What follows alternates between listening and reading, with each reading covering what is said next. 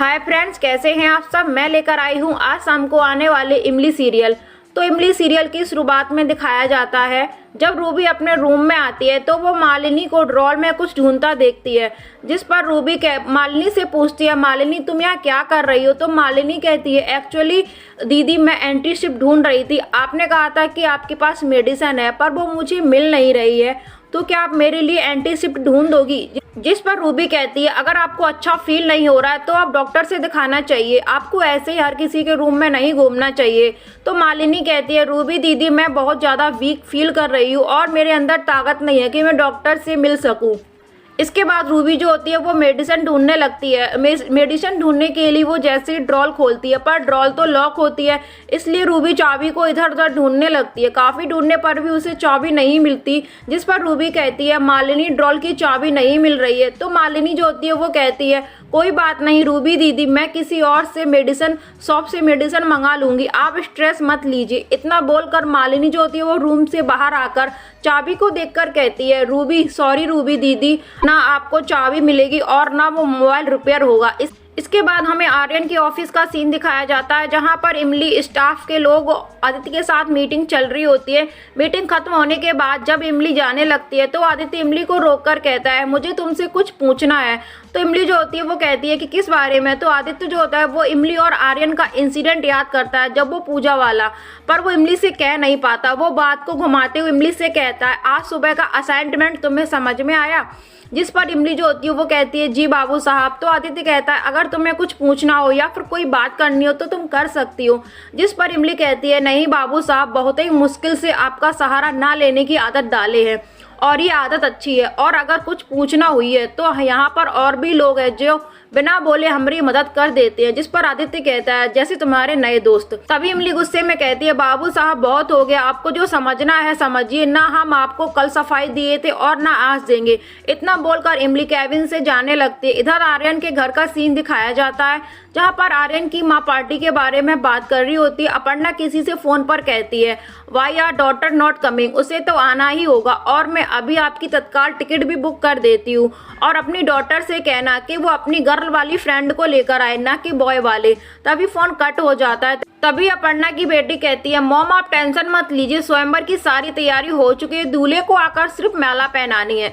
जिस पर आर्यन की माँ कहती है, बेटा वही तो प्रॉब्लम है, वो कोई ना कोई बहाना कर देगा या तो फिर टाइम पर ही नहीं आएगा। आर्यन की माँ भगवान से प्रे करती है, काश मेरे बेटे की जिंदगी में भी कोई ऐसी लड़की आए जो उसकी जिंदगी में हैप्पीनेस लाए। हे माता रानी, आपसे यही प्रार्थना है। इसके बाद फिर से ऑफिस का सीन दिखाया जाता है जहां पर इमली से ऑफिस स्टाफ के लोग आकर कहते हैं, इमली तू अभी तक काम क्यों कर रही है, हमें तो मूवी देखने जाना था। तभी इमली को ख्याल आता है कि अगर हम मूवी देखने गए तो वापस आने में फिर से सर्कस के कर्तव्य करने पड़ेंगे, क्योंकि इमली जो होती है वो होमलेस होती है और वो जानती है कि अगर हम ऑफिस के बाहर गए तो ऑफिस के अंदर आने में दिक्कत होगी। इसलिए वो सभी को मना करते हुए कहती है, तुम लोग जाओ, हमें वक्त लगेगा, काहे कि काम बहुत पड़ा है। इसके बाद सभी लोग चले जाते हैं। तब पीछे से आदित्य जो होता है वो कहता है, इतनी लेट ऑफिस में रुककर क्या करोगी। तो इमली कहती है, काम है। जिस पर आदित्य जो होता है वो कहता है, काम तो तुम हॉस्टल में रहकर भी कर सकती हो और इतनी रात तक यहाँ रहना सेफ नहीं है। जिस पर इमली कहती है, बाबू साहब आपको हमारी चिंता करे की कोई जरूरत नहीं है, अब हम आपकी सेफ्टी और आपकी जिम्मेदारी नहीं है। तभी आदित्य चेयर पर बैठते हुए कहता है, ठीक है तो हम दुनिया से तुम्हें सेफ करने की जिम्मेदारी उठाते हैं, तुम काम कर लो, उसके बाद मैं तुम्हें हॉस्टल छोड़ दूंगा। तभी इमली सोचती है, बाबू साहब से और नहीं छुपा सकते, अगर बाबू साहब हमें हॉस्टल छोड़ने गए तो उन्हें पता चल जाएगा, हमारे सर छुपाने की जगह नहीं है। हे सीता मैया, अब हमें कौनों की दया हमदर्दी की जरूरत नहीं है, खासकर बाबू साहब की तो बिल्कुल भी नहीं है। इसके बाद इमली आर्यन की तरफ इशारा करते हुए कहती है, आप हमारी चिंता मत करिए, और भी लोग हैं यहाँ पर जो काम कर रहे हैं, और प्लीज आप हमारा इंतजार करने खातिर मत बैठिए। तभी आदित्य गुस्से में कहता है, इंतजार उसका किया जाता है जिसका वापस आने की उम्मीद हो, और अब हम ना ही इंतजार करेंगे और ना ही उम्मीद। इतना बोलकर आदित्य गुस्से में ऑफिस से चला जाता है। आर्यन इमली को कैबिन में बुलाता है और इमली से पूछता है तुम अभी तक ऑफिस में क्या कर रही हो, घर क्यों नहीं जा रही हो। तभी आर्यन का फोन बजता है। आर्यन की दीदी कहती है अगर तू टाइम से घर नहीं आया तो तू देख लेना, मैं तेरा फेवरेट सूट को काटकर स्विमिंग सूट बना दूंगी और तेरी सभी घड़ियों को मैं स्विमिंग पूल में फेंक दूंगी, अगर तूने और वेट कराया तो देख लेना। इतना बोलकर आर्यन की सिस्टर फोन काट देती है और यह सब सुनकर इमली जो होती है वो मुंह घुमाकर हंस रही होती है। तभी आर्यन इमली के पास आकर कहता है बहुत हंसी आ रही है तुम्हें। तो इमली कहती है ज्यादा नहीं, मीडियम। अच्छा ठीक है मैं जाती हूँ। आते जाते इमली कहती है सॉरी सर, एक बात कहना चाहती हूँ, जितना जल्दी हो सके आप घरे चले जाइए, काहे कि हर कोई लकी नहीं होता है आप जैसा। आप बहुत लकी है कि आपका घर पर कोई इंतजार कर रहा है और हम तो यही मानते हैं तुम्हारी राह देखने वाले जो लोग होते हैं वो हमेशा तुम्हारी राह में साथ देते हैं, तुम्हारा साथ कभी नहीं छोड़ेंगे। तभी आर्यन कहता हो गया तुम्हारा लेक्चर, प्लीज गो। इसके बाद इमली जो होती है वो केविन से चली जाती है। इसके बाद आर्यन अपनी कुर्सी पर बैठकर इमली की कुर्सी को देखता है और कहता है फाइनली गई तो। और इसके बाद वो इमली की कई बात को भी याद करता है कि आप टाइम से चले जाइए, आपका घर पर कोई वेट कर रहा है और हर कोई इतना लकी नहीं होता। इसके बाद आर्यन और इमली का सीन दिखाया जाता है जहां आर्यन घर के लिए निकल जाता है और इमली बेचारी टेबल के पास सो रही होती है। इसके बाद मालिनी और उसकी माँ का सीन दिखाया जाता है जहाँ पर मालिनी की माँ मालिनी से कह रही होती है थैंक गॉड तुम्हारे पापा ट्रिप पर गए, इतनी मुश्किल से उस नौकरानी सीनियर को छुटकारा मिला है, उस नौकरानी जूनियर को ही उठा लाते क्या भरोसा। लेकिन मालिनी बेटा त्रिपाठी निवास में सभी लोगों को कैसे नहीं पता कि वो जूनियर नौकरानी कहाँ गई, मतलब वो इमली के बारे में कह रही होती है। जिस पर मालिनी कहती है आई गेस फाइनली लक मेरे साथ है, ऑफिस में छुपकर सो रही है, उसने मुझसे मेरा घर छीना, मैंने उससे उसका घर छीन लिया। जिस पर मालिनी की माँ जो होती है वो कहती है मालिनी तुम्हें क्या लगता है गांव के झोपड़े में रहने वाली वो नौकरानी ऑफिस में सफर कर रही होगी, वो ऑफिस में भी मजे कर रही होगी, उसके जाने के बाद भी तुम आदित्य को ना पा सकी।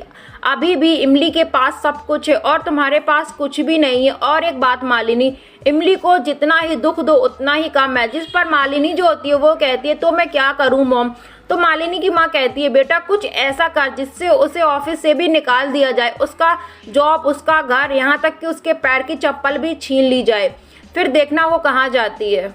इसके बाद आर्यन का सीन दिखाया जाता है जो गाड़ी से घर जा रहा होता है। तभी मालिनी उसे अननोन नंबर से कॉल करती है और कहती है कि आपके ऑफिस में आग लग गई है, मैंने फायर ब्रिगेडर को बुलाने की कोशिश की थी पर उनका नंबर नहीं लग रहा है, जल्दी से आकर कुछ कीजिए वरना आग फैल जाएगी। इतना बोलकर मालिनी जो होती है वो फोन काट देती है।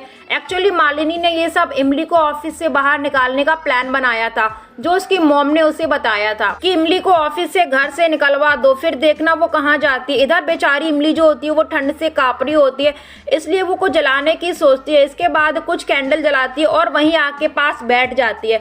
इधर मालिनी का सीन दिखाया जाता है जो अपनी मॉम से कह रही होती है इस आग में इमली का इंडिपेंडेंट भी जल जाएगा। मॉम आर्यन सिंह राठौर बिल्कुल भी बर्दाश्त नहीं करेगा कि उसके ऑफिस में कोई धर्मशाला बनाकर सो रहा है, इमली को आज पूरी तरह से टूटना होगा। और इसके बाद मालिनी और उसकी मॉम एक दूसरे को कांग्रेचुलेशन करके एक दूसरे को कुछ खिलाती है। इधर आर्यन ऑफिस के बाहर आकर कहता है सब कुछ तो ठीक है, पता नहीं किस बेवकूफ ने मुझे फोन किया था। तभी उसकी नजर ऑफिस के अंदर पड़ती है जहां पर वो थोड़ी सी आग जलते देखता है। इसके बाद आर्यन ऑफिस के अंदर आकर तुमने यहाँ चोरी करके बहुत बड़ी गलती कर दी, ये आर्यन सिंह राठौर का ऑफिस है और जो कोई भी हो बाहर निकलो। पर वहां जाकर जब वो इमली को देखता है, पर जैसे ही इमली की आंख खुलती है वो आर्यन को देखकर चिल्ला जाती है। तभी खड़ी होकर कहती है आप तो चले गए थे घर वापस, फिर वापस क्यों आ गए। जिस पर आर्यन कहता है मैंने तुम्हें आखिरी वार्निंग दी थी, फिर तुम ये बिस्तर डालकर ऑफिस में सो क्यों रही हो। मतलब सुबह इमली ने जो पूजा पाठ की थी उसको लेकर आर्यन ने इमली से कहा था कि तुम्हारा लास्ट चांस होगा, इसके बाद अगर तुमने ऑफिस में नाच गाती घूमती फिरती मिली तो मैं तुम्हें ऑफिस से बाहर निकाल दूंगा। तभी आर्यन इमली से कहता है बताओ नहीं तो मैं पुलिस को कॉल करता हूँ। जिस पर इमली कहती है नहीं नहीं मैं आपको सब सच बताती हूँ। हॉस्टल वाली बात को छुपाती हुई इमली कहती है काहे कि हम टाइम बचावत है, वो आवत जावत में ज़्यादा टाइम लागत है और दिल्ली का ट्रैफिक तो आप जानत हैं, हमको लागत है यही सिस्टम गलत है, इसलिए हम यहीं पर काम करते हैं और यहीं पर चादर ओढ़ के सो जाएं ताकि कोई भी बॉस गुस्सा ना हो सके। जिस पर आर्यन कहता है झूठ झूठ मैं पुलिस को कॉल करता हूँ। तब इमली सच बताने का डिसाइड करते हुए कहती है मैं आपको सब सच बताती हूँ, वो हॉस्टल वाली मैडम ने मुझे हॉस्टल से निकाल दिया और हमारे पास जगह नहीं थी सर छुपाने खातिर, इसलिए हम यहाँ हैं, और जगह होती तो हम यहाँ नहीं होते। जिस पर आर्यन कहता है फिर से झूठ, मतलब तुम कोई भी सैड स्टोरी सुनाओगी तो मैं तुम्हारी बात मान लूंगा। मतलब तुम ये कहना चाहती हो कि पूरे शहर में तुम्हारा कोई भी साथी सहारा नहीं है, बिल्कुल अकेली हो तुम। तभी इमली जो होती है वो अपनी पूरी फैमिली को और आदित्य को और अपना थोड़ा सा पास्ट याद करती है। साथ में वो ये भी याद करती है कि आदित्य ने उससे एक सवाल पूछा था जिससे उसकी पूरी लाइफ ही बदल गई।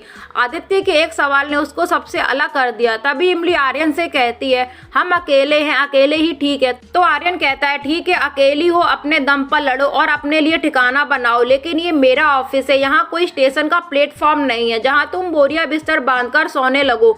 You understand, you go. इसके बाद इमली आर्यन से कहती है सोच ली हम अवही चले जावत हैं। इसके बाद इमली अपना सारा सामान उठाती है। तभी वो एक गिलास पानी पीने लगती है, पर आर्यन जो होता है उसके हाथ से पानी का गिलास छीन लेता है। तभी इमली कहती है कोनो बात नहीं, हम बाहर जाकर पी लेंगे। इसके बाद इमली ऑफिस से बाहर चली जाती है। वैसे दोस्तों आर्यन कितना खड़ूस है कि मतलब उसने इमली को एक गिलास पानी भी नहीं पीने दिया।